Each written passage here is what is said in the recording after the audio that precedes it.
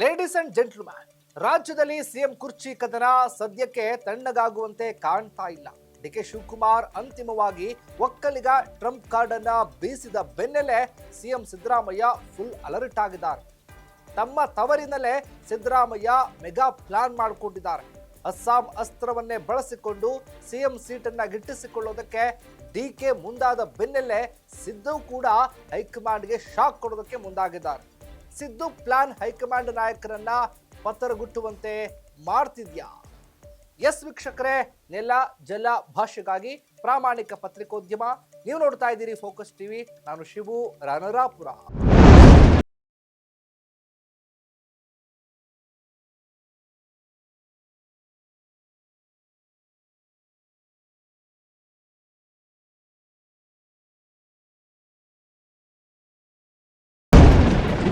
ರಾಜ್ಯ ರಾಜಕಾರಣದಲ್ಲಿ ಸಿಎಂ ಕುರ್ಚಿ ಕದನ ಮೆಲ್ಲಗೆ ಮುನ್ನೆಲೆಗೆ ಬರ್ತಾ ಇದೆ. ಇನ್ನೇನು ಸಿಎಂ ಸೀಟಿನ ಕದನ ಇತ್ಯರ್ಥಗೊಂಡಿದೆ ಎನ್ನುವಷ್ಟರಲ್ಲೇ ಡಿಕೆ ಹೊಸ ಅಸ್ತ್ರವನ್ನ ಪ್ರಯೋಗ ಮಾಡಿದ್ದಾರೆ. ಇದು ಮೊದಲೇ ಅರಸು ದಾಖಲೆ ಮುರಿದು ರಿಲ್ಯಾಕ್ಸ್ ಆಗಿರುವ ಸಿಎಂ ಸಿದ್ದರಾಮಯ್ಯ ಫುಲ್ ಅಲರ್ಟ್ ಆಗುವಂತೆ ಮಾಡಿದೆ. ಡಿಕೆ ಶಿವಕುಮಾರ್ ಅಸ್ಸಾಂ ಅಸ್ತ್ರ ಬೆನ್ನಲ್ಲೇ ಡಿಕೆ ಶಿವಕುಮಾರ್ ಒಕ್ಕಲಿಗ ಟ್ರಂಪ್ ಕಾರ್ಡ್ ಪ್ರಯೋಗಿಸಿದ್ದಾರೆ. ಸಮುದಾಯ ಬೆಂಬಲ ನೋಡಿಯಾದರೂ ಕೂಡ ನನ್ನನ್ನ ಸಿಎಂ ಮಾಡಿ ಎಂಬರ್ಥದಲ್ಲಿ ತಮ್ಮನ್ನ ಸಿಎಂ ಮಾಡುವಂತೆ ಡಿಕೆ ಶಿವಕುಮಾರ್ ಡಿಮ್ಯಾಂಡ್ ಮಾಡಿದ್ದಾರೆ.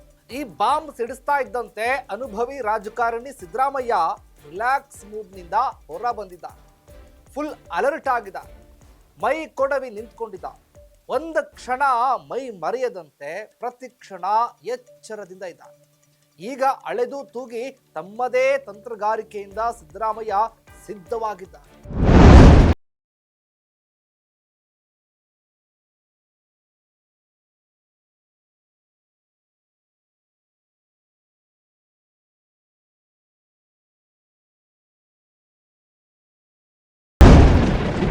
ಪಿತಾ ಡಿಕೆ ಶಿವಕುಮಾರ್ ದೆಹಲಿಗೆ ಹೋಗೋದಕ್ಕೆ ಸಿದ್ಧರಾಗಿದ್ದಾರೆ.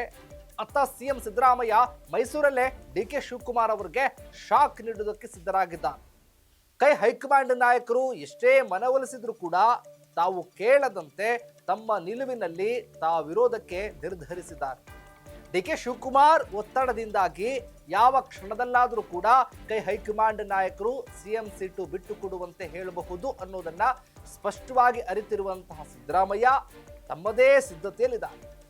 ಜನವರಿ 13ನೇ ತಾರೀಕು ರಾಹುಲ್ ಗಾಂಧಿ ಅವರು ಮೈಸೂರಿಗೆ ಬರುತ್ತಿದ್ದಾರೆ.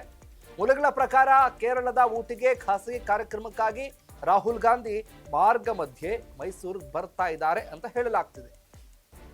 ಆದ್ರೆ ಇದರ ವಾಸ್ತವವೇ ಬೇರೆ. ಸಿಎಂ ಸಿದ್ದರಾಮಯ್ಯ ಅವರೇ ರಾಹುಲ್ ಗಾಂಧಿ ಅವರನ್ನ ಮೈಸೂರಿಗೆ ಆಹ್ವಾನಿಸಿದ್ದಾರಂತೆ.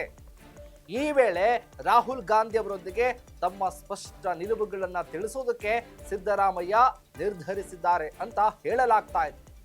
ಡಿಕೆ ಶಿವಕುಮಾರ್ ಎಷ್ಟೇ ಡಿಮ್ಯಾಂಡ್ ಮಾಡಿದ್ರು ಕೂಡ ಸಿಎಂ ಸೀಟನ್ನು ಮಾತ್ರ ನಾನು ಬಿಟ್ಟು ಕೊಡೋದಕ್ಕೆ ಸಾಧ್ಯವೇ ಇಲ್ಲ. ಮನವೊಲಿಕೆಗೆ ಏನಾದರೂ ಕೂಡ ಮಾಡೋದಿದ್ರೆ ಅದು ಡಿಕೆ ಶಿವಕುಮಾರ್ ಅವರನ್ನೇ ಮನವೊಲಿಸಿ, ನನ್ನನ್ನ ಅಲ್ವೇ ಅಲ್ಲ. ಒಂದು ವೇಳೆ ಡಿಕೆ ಅವರು ಸಿಎಂ ಆಗ್ಲೇಬೇಕು ಅಂತಿದ್ರೆ 2028ಕ್ಕೆ ಮಾಡಿಕೊಡಿ ಅಂತ ಸ್ಪಷ್ಟ ನಿಲುವನ್ನ ತಿಳಿಸೋದಕ್ಕೆ ಸಿದ್ದರಾಮಯ್ಯ ಪ್ಲಾನ್ ಮಾಡಿಕೊಂಡಿದ್ದಾರಂತೆ.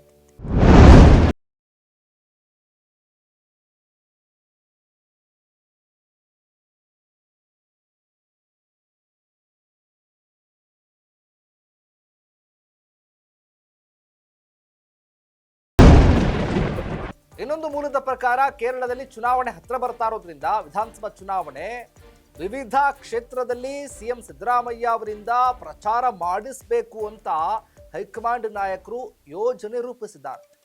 ಇದರ ಮುಂದುವರೆದ ಭಾಗವಾಗಿ ಸಿದ್ದರಾಮಯ್ಯ ಕೂಡ ಅವರೊಂದಿಗೆ ಮಾತುಕತೆ ನಡೆಸುವುದಕ್ಕೆ ರಾಹುಲ್ ಗಾಂಧಿ ಅವರು ಖಾಸಗಿ ಕಾರ್ಯಕ್ರಮದ ನೆಪದಲ್ಲಿ ಮೈಸೂರಿನ ಪ್ರವಾಸ ಕೂಡ ಕೈಗೊಂಡಿದ್ದಾರೆ. ಇನ್ನು ಗಮನಾರ್ಹ ಅಂದ್ರೆ ಕೆಪಿಸಿಸಿ ಅಧ್ಯಕ್ಷರು ಆಗಿರುವಂತ ಡಿಸಿಎಂ ಡಿಕೆ ಶಿವಕುಮಾರ್ ಸಿಎಂ ಸಿದ್ದರಾಮಯ್ಯ ಜೊತೆ ಬೆಂಗಳೂರಿನಿಂದ ಮೈಸೂರಿಗೆ ಹೊರಡಲಿದ್ದಾರೆ ಅಂತ ಹೇಳಲಾಗ್ತಾ ಇದೆ. ಈ ವೇಳೆ ರಾಹುಲ್ ಗಾಂಧಿ ಬಳಿ ತಮ್ಮದೇ ಬೇಡಿಕೆಗಳನ್ನ ತಿಳಿಸುವುದಕ್ಕೆ ಡಿಕೆ ಶಿವಕುಮಾರ್ ಕೂಡ ಯೋಜನೆ ರೂಪಿಸಿಕೊಂಡಿದ್ದಾರೆ ಎನ್ನಲಾಗಿದೆ. ಈಗಾಗಲೇ ಕೂಡ ದೆಹಲಿಗೆ ಹಲವು ಬಾರಿ ಪ್ರಯಾಣ ಕೈಗೊಂಡಿದ್ರು ಕೂಡ ರಾಹುಲ್ ಗಾಂಧಿ ಭೇಟಿಯಾಗದೆ ಬರಿಗೈಯಲ್ಲೇ ಕೂಡ ವಾಪಸ್ ಆಗಿದ್ರು ಡಿಕೆ ಶಿವಕುಮಾರ್. ಈ ನಿಟ್ಟಿನಲ್ಲಿ ಮೈಸೂರಲ್ಲಿ ಅದರಲ್ಲೂ ಕೂಡ ಸಿಎಂ ತವರಲ್ಲೇ ಸಿಎಂ ಸಿದ್ದರಾಮಯ್ಯ ಸಮ್ಮುಖದಲ್ಲೇ ರಾಹುಲ್ ಗಾಂಧಿ ಮುಂದೆಯೇ ಕೂಡ ಸಿಎಂ ಸೀಟಿನ ವಿಷಯವನ್ನ ತೇಲಿಸಿಕೊಳ್ಳಬೇಕೆಂದು ತಮ್ಮದೇ ಪ್ಲಾನ್ನಲ್ಲಿದ್ದಾರೆ. ಆದ್ರೆ ಇದೆಲ್ಲವೂ ಕೂಡ ಆಗುತ್ತಾ? ಸಿಎಂ ಕುರ್ಚಿ ಕದನದಲ್ಲಿ ಈವರೆಗೂ ಕೂಡ ಸಿಎಂ ಸಿದ್ದರಾಮಯ್ಯ ಅವರ ಬೆಂಬಲಕ್ಕೆ ನಿಲ್ಲುತ್ತಾ ಬಂದಿರುವ ರಾಹುಲ್ ಗಾಂಧಿ ಈ ಬಾರಿಯಾದ್ರೂ ಡಿಕೆ ಬೆಂಬಲಕ್ಕೆ ನಿಲ್ತಾರಾ ಅಥವಾ ಕೇರಳನ ಅಸ್ಸಾಮ ಅಂದಾಗ ರಾಹುಲ್ ಗಾಂಧಿಗೆ ಸಹಜವಾಗಿಯೇ ಕೇರಳವೇ ಮುಖ್ಯವಾಗುತ್ತದಾ? ಈ ಬಾರಿಯೂ ಕೂಡ ಸಿದ್ದರಾಮಯ್ಯ ಅವರ ಪರವೇ ನಿಲ್ಲುತ್ತಾರಾ? ಇದನ್ನ ಕಾದ್ ನೋಡ್ಬೇಕಾಗಿದೆ. ಇದಾಗಿತ್ತು ಫೋಕಸ್ನ ಸ್ಪೆಷಲ್ ಸ್ಟೋರಿ. ನೆಲ ಜಲ ಭಾಷೆಗಾಗಿ ನೋಡ್ತಾ ಇರಿ ಫೋಕಸ್ ಟಿವಿ.